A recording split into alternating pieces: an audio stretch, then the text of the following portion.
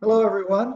Welcome to the Ballard 360 Team Real Estate Weekly kind of update. We've got lots to cover and things now with the COVID virus crisis. It certainly changed the way we do things. I did want to take this opportunity to introduce Caylee, my partner, and Caylee would like tell us a little bit about yourself. Sure. Thanks, Mark. I was born and raised on the North Shore, so I've spent most of my life here, aside from 6 years when I was in Victoria finishing my degree.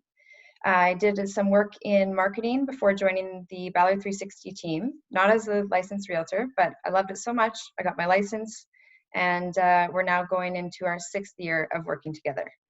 But we're here today to talk about the market. So, Mark, during these kind of crazy, unprecedented times, what's your interpretation of the stats and your feeling about the market moving forward?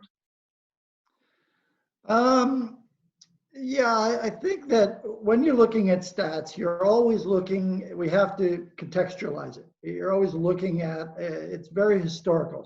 Statistics, stats are always looking behind to see where you've been.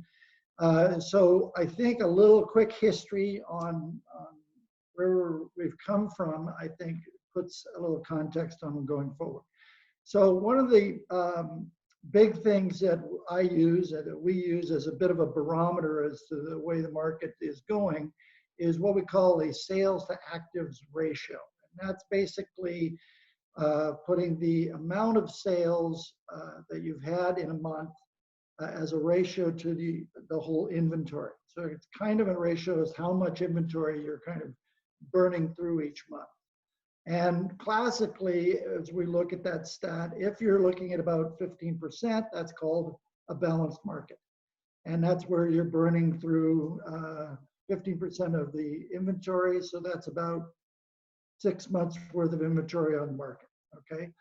We've often heard terms like a seller's market, and that is when that ratio gets to be about 18% or higher. And when it gets to be that high, we're burning through more inventory, and that puts sellers kind of in the driver's seat. So we call it a seller's market. Sellers are more dictating the flow of the market at that point. And the inverse is also true. When that ratio falls to sort of 12%, then we kind of experience what we call a buyer's market. Right. And that's at 12% and below is kind of where there's some price downward pressure on price, and buyers have more, certainly more inventory to look at. They take a little bit longer to make decisions. There's not that hype and multiple offer thing going on. And so, in order to contextualize this, I kind of want to go historically. So we had the kind of peak in the summer of 2016 when they kind of pulled in this, the foreign buyer's tax. Right, and that was right around the same time as we had a change in provincial government. The NDP brought that in, the increase in the foreign buyer's tax. Since then, we've seen also the increase in the property purchase tax. We've got the new speculation and vacancy tax. So the real estate market's been hammered by kind of the changes that we've seen over the last few years. Yeah, and I think what really that's done, and that's kind of created several years of certainly what we call a bad market and falling price. And that really is due, going back to the sales to active ratio, for 2017, 18, and 2019, we had single digit sales to active ratio. Now, we're not at 12% to 10%. We were at 3, 4, and 5%. Right. So it has been this way for a few years. And I think that this was the technical part of that's where price reduces, affordability is enhanced, but the flow of the market and the volume of the market was just way down. We can go through, I've got stats that go through West Van, North Van, the North Shore, typically Vancouver, all of them through those 2 or 3 years were very hard done by in volume. And that kind of coming forward through 2000 into 2019, very dismal statistics. But then we started talking in the fall of 2019 about how the market was getting better. And we did see almost a doubling of sales volume, which in and of itself, without context, you kind of go, oh my God, we doubled sales volume.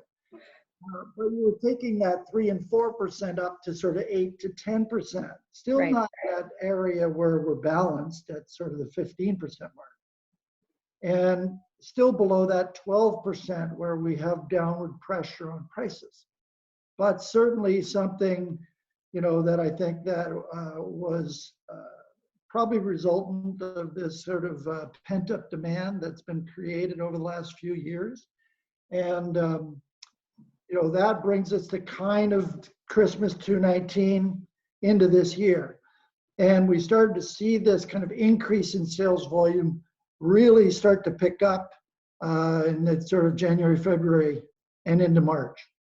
And that's kind of where this whole COVID thing started impacting us.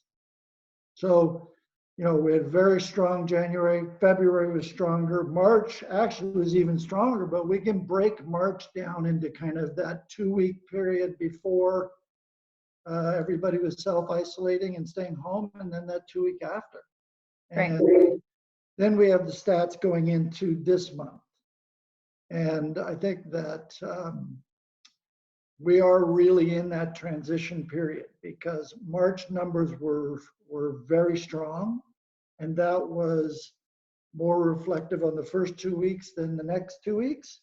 And so it won't be until stats come out on April that we'll get a real sense of what's going on, and probably not until we get stats on May. Right. Yeah, makes sense. Yeah, the stat numbers on in April have been quite a bit low. I mean, we're talking about 40 to 50% of the volume of February, March. And April is typically a very, very strong month in our spring market. Yeah, which kind of leads us into buyer behavior, which, we've been, as you say, in a period of transition. We're still trying to find ways to get people through properties. I can see how the end of March lines right up with people not wanting to leave their homes and being recommended not to through the self-isolation period. As realtors, we've had to come up with new ways for people to view things, whether it's making sure we have 3D floor plans or floor plans at all. Videos that people can kind of walk through a property without actually being there, virtual tours, virtual showings, and obviously the safety protocols. So along with COVID came, we're still an essential service and we're still out there and we're working hard. And, we want people there's still the demand, right? As Mark's saying here, we've got pent up demand that we're addressing. So, through the transition, we're still working to get everybody through, and there's interest is still out there for sure. Well, I think I'm seeing a little bit of shift in the demand. I'm seeing a shift, and it might even be age-based, right? The demographic that seems to be active, and if you look at the numbers coming out of North Van and coming out of condos on the west side, and what we're seeing, I think, is the more affordable properties are still active. We've had multiple offers in several of the sort of North Van $1.3 million properties, and a lot more condos in the lower end are selling. Now, I think that's kind of reflective of age. The younger generation, where they're more pointed towards the lower end of the market or the more affordable end of the market, but they're also the more tech savvy. Mm-hmm. They're also the more, might be a little bit more comfortable relying on these Matterhorn 3D virtual tours. They're a little bit more comfortable with, interrelating with their computer. And I think the older demographic isn't. Right. Yeah. And it's an interesting period because I would argue that the older demographic has the funds and the job security, which is another kind of issue that we're up against right now with employment security. They're in a more comfortable position to buy in some cases, and but they're less comfortable with the technology that we're using at this time. And then we have the younger demographic who's moving that lower end, more affordable product, but potentially has less job security at this point.